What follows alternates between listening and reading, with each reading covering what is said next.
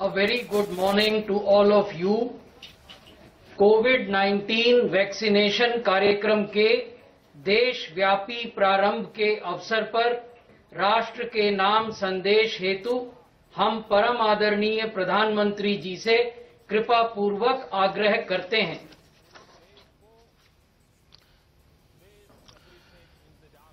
मेरे प्यारे देशवासियों, नमस्कार। आज के दिन का पूरे देश को बेसब्री से इंतजार रहा है। कितने महीनों से देश के हर घर में बच्चे, बूढ़े, जवान सभी की जुबान पर यही सवाल था कि कोरोना की वैक्सीन कब आएगी। तो अब कोरोना की वैक्सीन आ गई है, बहुत कम समय में आ गई है। अब से कुछ ही मिनट बाद भारत में दुनिया का सबसे बड़ा टीकाकरण अभियान शुरू होने जा रहा है। मैं सभी देशवासियों को इसके लिए बहुत बहुत बधाई देता हूं। आज वो वैज्ञानिक, वैक्सीन रिसर्च से जुड़े अनेकों लोग विशेष रूप से प्रशंसा के हकदार हैं, जो बीते कई महीनों से कोरोना के खिलाफ वैक्सीन बनाने में जुटे थे, दिन रात जुटे थे। न उन्होंने त्योहार देखा है, न उन्होंने दिन देखा है, न उन्होंने रात देखी है। आमतौर पर एक वैक्सीन बनाने में बरसों लग जाते हैं, लेकिन इतने कम समय में एक नहीं, दो मेड इन इंडिया वैक्सीन तैयार हुई है। इतना ही नहीं, कई और वैक्सीन पर भी काम तेज गति से चल रहा है। ये भारत के सामर्थ्य, भारत की वैज्ञानिक दक्षता, भारत के टैलेंट का जीता जागता सबूत है।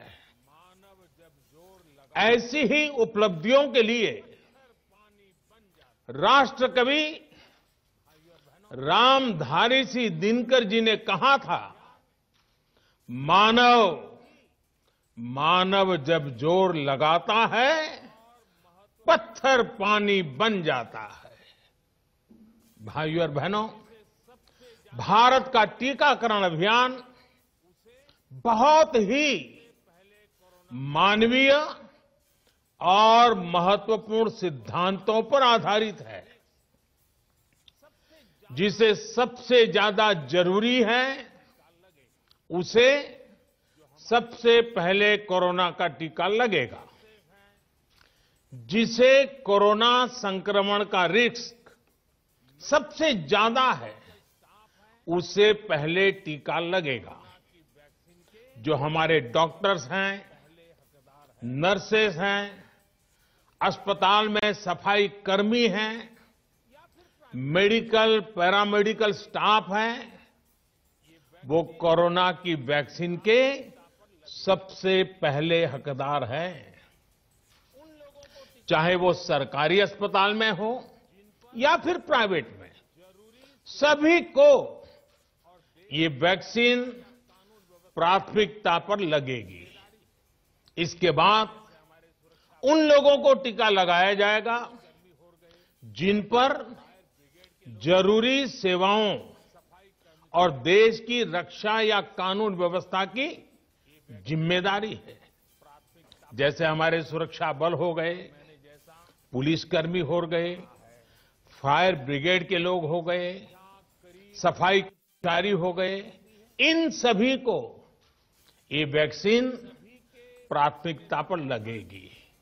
और मैंने जैसा पहले भी कहा है, इनकी संख्या करीब करीब 3 करोड़ होती है।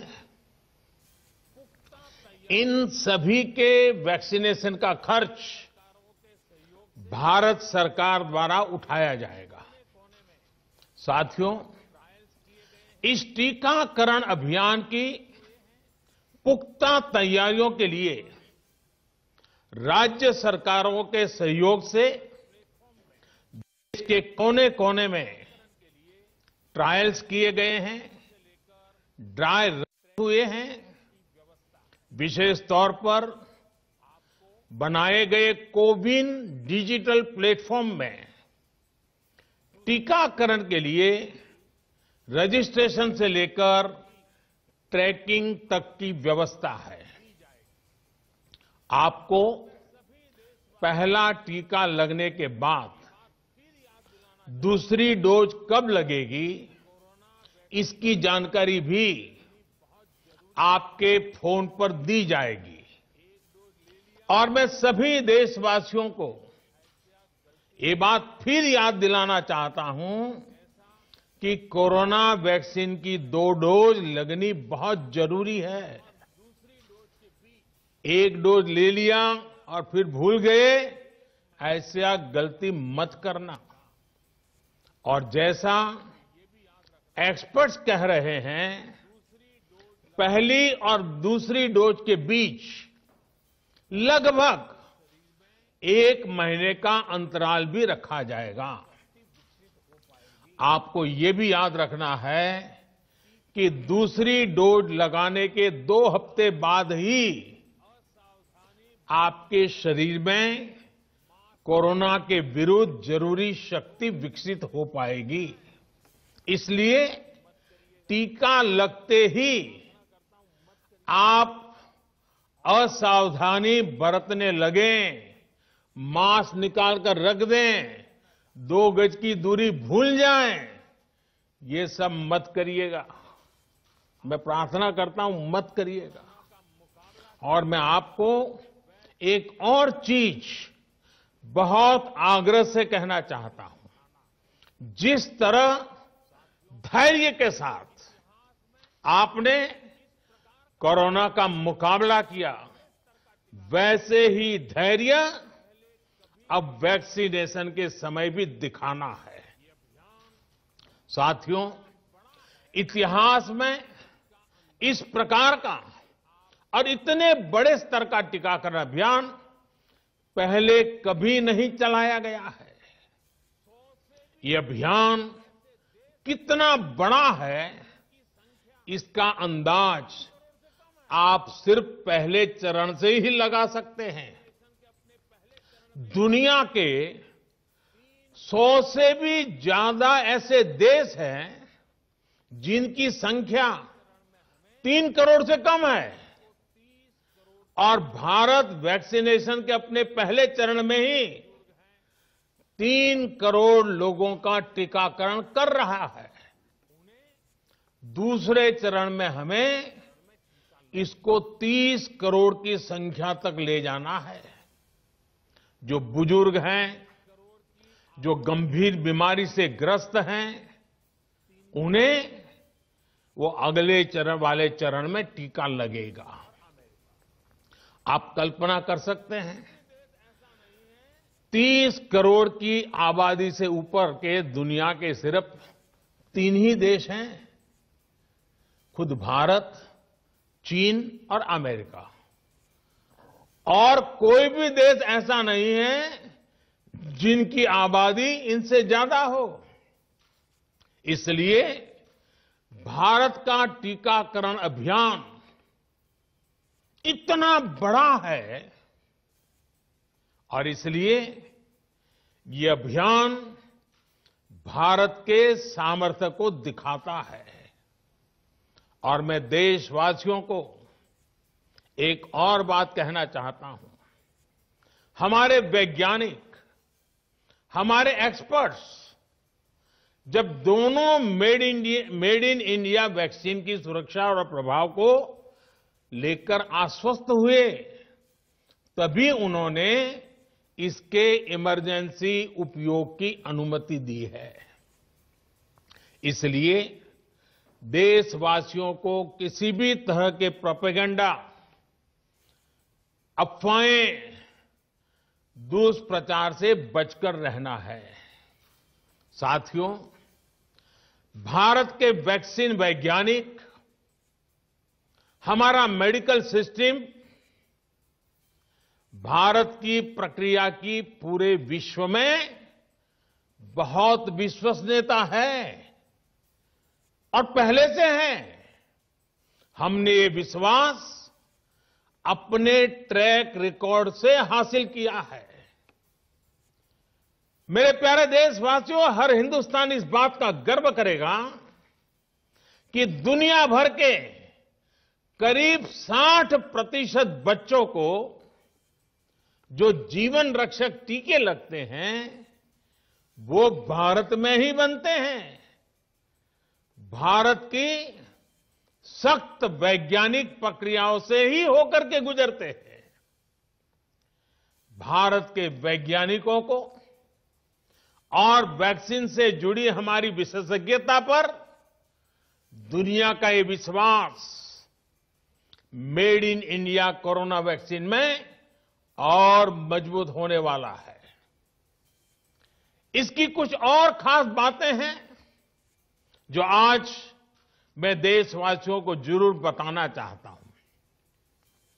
ये भारतीय वैक्सीन विदेशी वैक्सीनों की तुलना में बहुत सस्ती हैं और इनका उपयोग भी उतना ही आसान है। विदेश में तो कुछ वैक्सीन ऐसी हैं जिसकी एक डोज 5,000 रुपया तक में है और जिसे -70 डिग्री तापमान में फ्रीज में रखना होता है। -70 डिग्री। वहीं भारत की वैक्सीन्स ऐसी तकनीक पर बनाई गई हैं जो भारत में बरसों से ट्राइड और टेस्टेड है। ये वैक्सीन स्टोरेज से लेकर ट्रांसपोर्टेशन तक भारतीय स्थितियों और परिस्थितियों के अनुकूल है। यही वैक्सीन अब भारत को कोरोना के खिलाफ लड़ाई में निर्णायक जीत दिलाएगी। साथियों, कोरोना से हमारी लड़ाई आत्मविश्वास और आत्मनिर्भरता की रही है। इस मुश्किल लड़ाई से लड़ने के लिए हम अपने आत्मविश्वास को कमजोर नहीं पड़ने देंगे। ये प्रण हर भारतीय में दिखाई दिया है।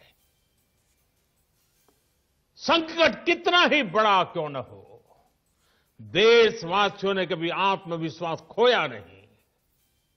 जब भारत में कोरोना पहुंचा, तब देश में कोरोना टेस्टिंग की एक ही लैब थी।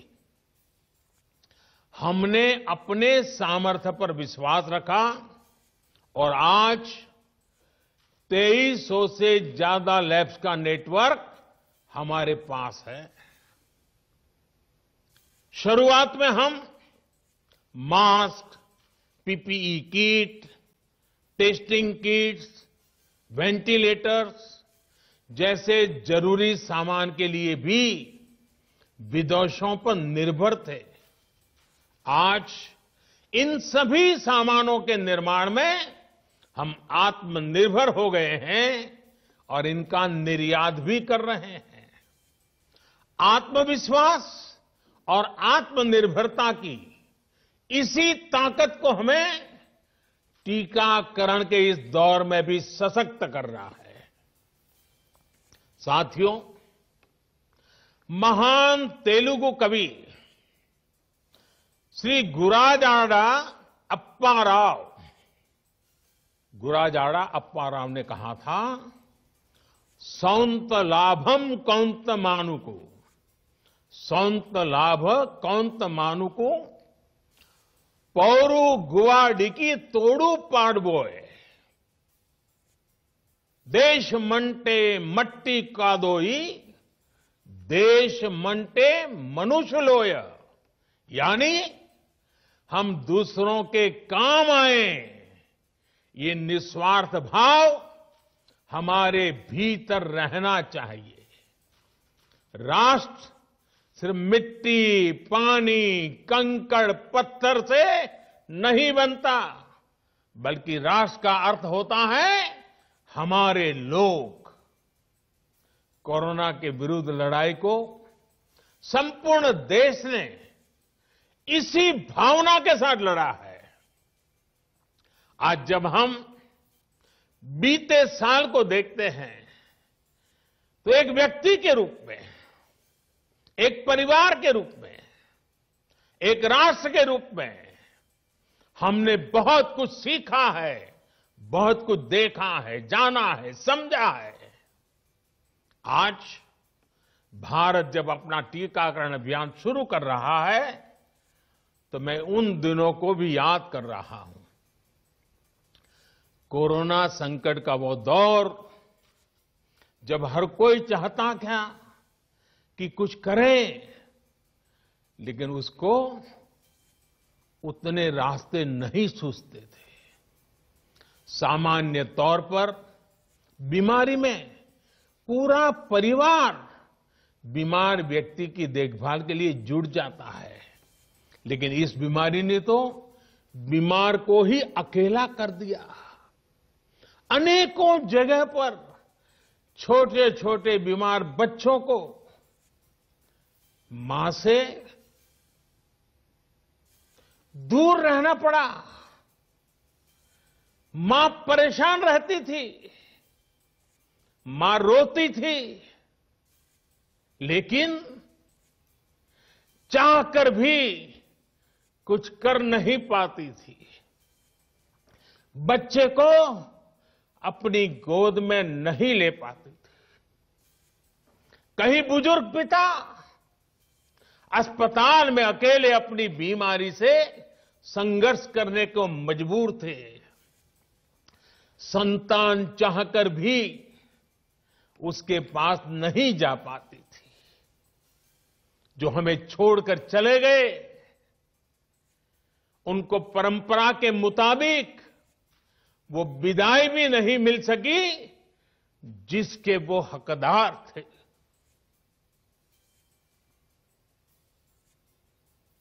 जितना हम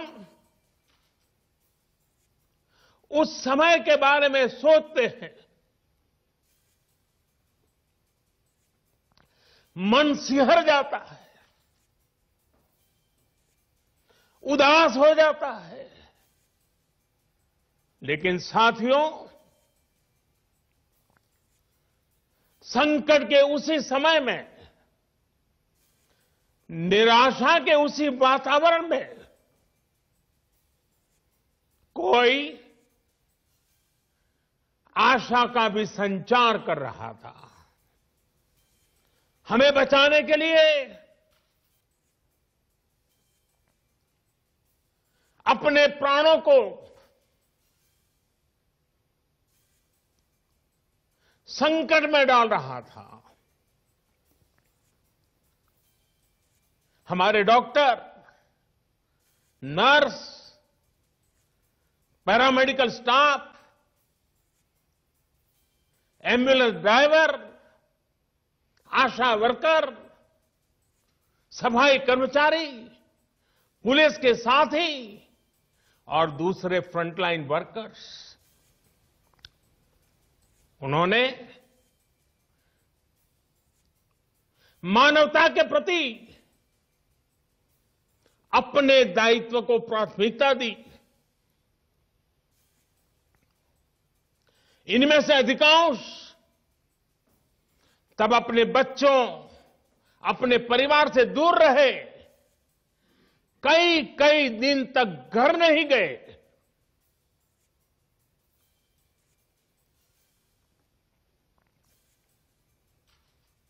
सैकड़ों साथी ऐसे भी हैं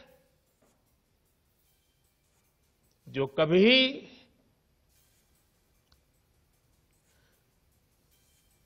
घर वापस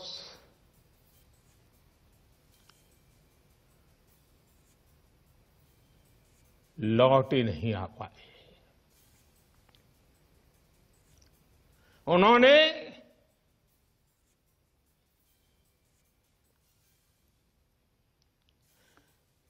एक एक जीवन को बचाने के लिए अपना जीवन आहुत कर दिया। इसलिए आज कोरोना का पहला टीका स्वास्थ्य सेवा से जुड़े लोगों को लगाकर एक तरह से समाज अपना ऋण चुका रहा है। ये टीका उन सभी साथियों के प्रति कृतज्ञ राष्ट्र की आदरांजलि भी है। भाइयों और बहनों, मानव इतिहास में अनेक विपदाएं आई, महामारियां आई, भीषण युद्ध हुए, लेकिन कोरोना जैसी चुनौती की किसी ने कल्पना नहीं की थी।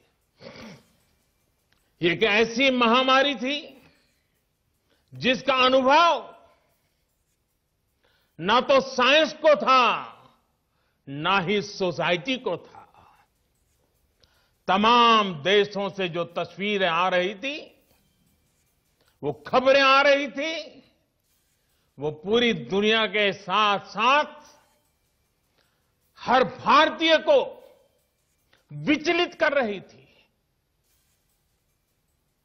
ऐसे हालात में दुनिया के बड़े बड़े एक्सपर्ट्स भारत को लेकर तमाम आशंकाएं जता रहे थे। लेकिन साथियों, भारत की जिस बहुत बड़ी आबादी को हमारी कमजोरी बताया जा रहा था, उसको ही हमने अपनी ताकत बना दिया। भारत ने संवेदनशीलता और सहभागिता को लड़ाई का आधार बनाया। भारत ने 24 घंटे सतर्क रहते हुए, हर घटनाक्रम पर नजर रखते हुए सही समय पर सही फैसले लिए। 30 जनवरी को भारत में कोरोना का पहला मामला मिला, लेकिन इसके 2 सप्ताह से भी पहले भारत एक हाई लेवल कमिटी बना चुका था। पिछले साल आज का ही दिन था जब हमने बाकायदा सर्वेलांस शुरू कर दिया था। 17 जनवरी 2020 वो तारीख थी जब भारत ने अपनी पहली एडवाइजरी जारी कर दी थी।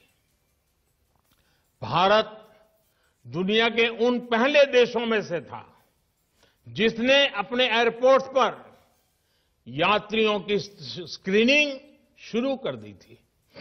साथियों, कोरोना के खिलाफ लड़ाई में भारत ने जैसी इच्छा शक्ति दिखाई है, जो साहस दिखाया है, जो सामूहिक शक्ति का परिचय करवाया है, वो आने वाली अनेक पीढ़ियों के लिए प्रेरणा का काम करेगा। याद कीजिए, जनता कर्फ्यू कोरोना के विरुद्ध हमारे समाज के संयम और अनुशासन का भी परीक्षण था, जिसमें हर देशवासी सफल हुआ। जनता कर्फ्यू ने देश को मनोवैज्ञानिक रूप से लॉकडाउन के लिए तैयार किया। हमने ताली, थाली और दिया जलाकर देश के आत्मविश्वास को ऊंचा रखा। साथियों, कोरोना जैसे अनजान दुश्मन जिसके एक्शन रिएक्शन को बड़े बड़े सामर्थ्यवान देश नहीं भांप पा रहे थे, उसके संक्रमण को रोकने का सबसे प्रभावी तरीका ही यही था कि जो जहां है वो वहीं रहे। इसलिए देश में लॉकडाउन का फैसला भी किया गया।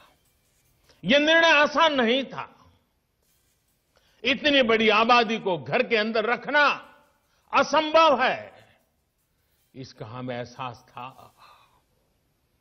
और यहां तो देश में सब कुछ बंद होने जा रहा था, लॉकडाउन होने जा रहा था। इसका लोगों की रोजी रोटी पर क्या प्रभाव पड़ेगा, अर्थव्यवस्था पर क्या प्रभाव पड़ेगा, इसका आकलन भी हमारे सामने था। लेकिन देश ने जान है तो जहान है के मंत्र पर चलते हुए प्रत्येक भारतीय का जीवन बचाने को सर्वोच्च प्राथमिकता दी। और हम सभी ने ये देखा है कि कैसे तुरंत ही पूरा देश, पूरा समाज इस भावना के साथ खड़ा हो गया। अनेकों बार छोटी छोटी लेकिन महत्वपूर्ण चीजों की जानकारी देने के लिए मैंने भी अनेक बार देशवासियों के साथ सीधा संवाद किया। एक तरफ जहां गरीबों को मुफ्त भोजन की व्यवस्था की गई, तो वहीं दूध, सब्जी, राशन, गैस, दवा ऐसी जरूरी चीजों की सुचारू आपूर्ति सुनिश्चित की गई। देश में व्यवस्थाएं ठीक से चलें, इसके लिए गृह मंत्रालय ने 24/7 कंट्रोल रूम शुरू किया, जिस पर हजारों कॉल्स का जवाब दिया गया, लोगों को समाधान दिया गया। साथियों, कोरोना के विरुद्ध इस लड़ाई में हमने कदम कदम पर दुनिया के सामने उदाहरण प्रस्तुत किया है। ऐसे समय में जब कुछ देशों ने अपने नागरिकों को चीन में बढ़ते कोरोना के बीच छोड़ दिया था, तब भारत चीन में फंसे हर भारतीय को वापस लेकर आया। और सिर्फ भारत के ही नहीं, हम कई दूसरे देशों के नागरिकों को भी वहां से वापस निकाल करके लाए। कोरोना काल में वंदे भारत मिशन के तहत 35 लाख से ज्यादा भारतीयों को विदेशों से भारत लाया गया। मुझे याद है, एक देश में जब भारतीयों को टेस्ट करने के लिए मशीनें कम पड़ रही थी, तो भारत ने पूरी टेस्टिंग लैब यहां से वहां भेज करके उसको वहां सजाया, लगाया, ताकि वहां से भारत आ रहे लोगों को टेस्टिंग की दिक्कत ना हो। साथियों, भारत ने इस महामारी से जिस प्रकार से मुकाबला किया, उसका लोहा आज पूरी दुनिया मान रही है। केंद्र और राज्य सरकारें, स्थानीय निकाय, हर सरकारी संस्थान, सामाजिक संस्थाएं कैसे एकजुट होकर बेहतर काम कर सकते हैं, ये उदाहरण भी भारत ने दुनिया के सामने रखा। इसरो, डीआरडीओ, फौज से लेकर किसानों और श्रमिकों तक सभी एक संकल्प के साथ कैसे काम कर सकते हैं, ये भारत ने दिखाया है। 2 गज की दूरी और मास्क है जरूरी, उस पर फोकस करने वालों में भी भारत अग्रणी देशों में रहा। भाइयों और बहनों, आज इन्हीं सब प्रयासों का परिणाम है कि भारत में कोरोना से होने वाली मृत्यु की दर कम है और ठीक होने वालों की दर बहुत अधिक है। देश के कई जिले ऐसे हैं जहां एक भी व्यक्ति को हमें कोरोना की वजह से खोना नहीं पड़ा। इन जिलों में हर व्यक्ति कोरोना से ठीक होने के बाद अपने घर पहुंचा है। बहुत से जिले ऐसे भी हैं जहां बीते 2 सप्ताह से कोरोना संक्रमण का एक भी केस नहीं आया है। जहां तक कि लॉकडाउन के से प्रभावित अर्थव्यवस्था की रिकवरी में भी भारत दुनिया में आगे निकल रहा है। भारत उन गिने चुने देशों में है जिसने मुश्किल के बावजूद दुनिया के 150 से ज्यादा देशों में जरूरी दवाएं और जरूरी मेडिकल सहायता पहुंचाई। पैरासीटामोल हो, हाइड्रोक्सी क्लोरोक्विन हो, टेस्टिंग से जुड़ा सामान हो, भारत ने दूसरे देश के लोगों को भी बचाने की हर संभव कोशिश की। आज जब हम अपनी वैक्सीन बना ली है, तब भी भारत की तरफ दुनिया आशा और उम्मीद की नजरों से देख रही है। हमारा टीकाकरण अभियान जैसे जैसे आगे बढ़ेगा, दुनिया के अनेक देशों को हमारे अनुभव का लाभ मिलेगा। भारत की वैक्सीन, हमारी उत्पादन क्षमता पूरी मानवता के हित में काम आए, ये हमारी प्रतिबद्धता है। भाइयों और बहनों, ये टीकाकरण अभियान अभी लंबा चलेगा। हमें जन जन के जीवन को बचाने में योगदान देने का मौका मिला है और इसलिए इस अभियान से जुड़ी प्रक्रिया को, उस प्रक्रिया का हिस्सा बनने के लिए भी देश में वॉलेंटियर आगे आ रहे हैं। मैं उनका स्वागत करता हूं और भी अधिक वॉलेंटियर्स को मैं अपना समय इस सेवा कार्य में जोड़ने के लिए जरूर आग्रह करूंगा। हां, जैसा मैंने पहले कहा, मास्क, 2 गज की दूरी और साफ सफाई ये टीके के दौरान भी और बाद में भी जरूरी रहेंगे। टीका लग गया तो उसका अर्थ ये नहीं कि आप कोरोना से बचाव के दूसरे तरीके छोड़ दें। अब हमें नया प्रण लेना है। दवाई भी, कड़ाई भी। दवाई भी, कड़ाई भी। आप सभी स्वस्थ रहें, इसी कामना के साथ इस टीकाकरण अभियान के लिए पूरे देश को बहुत बहुत शुभकामनाएं देता हूं। देश के वैज्ञानिकों का, रिसर्चर्स का, लैब में जुड़े हुए सब लोगों का, जिन्होंने पूरे साल एक ऋषि की तरह अपनी लैब में जीवन खपा दिया और ये वैक्सीन देश और मानवता को दी है, मैं उनको भी विशेष रूप से अभिनंदन करता हूं, उनका आभार व्यक्त करता हूं। मेरी आप सबको बहुत बहुत शुभकामनाएं हैं। आप जल्द इसका लाभ उठाएं, आप भी स्वस्थ रहें, आपका परिवार भी स्वस्थ रहें, पूरी मानव जात इस संकट की घड़ी से बाहर निकले और स्वस्थता हम सबको प्राप्त हो। इसी एक कामना के साथ आप सबका बहुत बहुत धन्यवाद।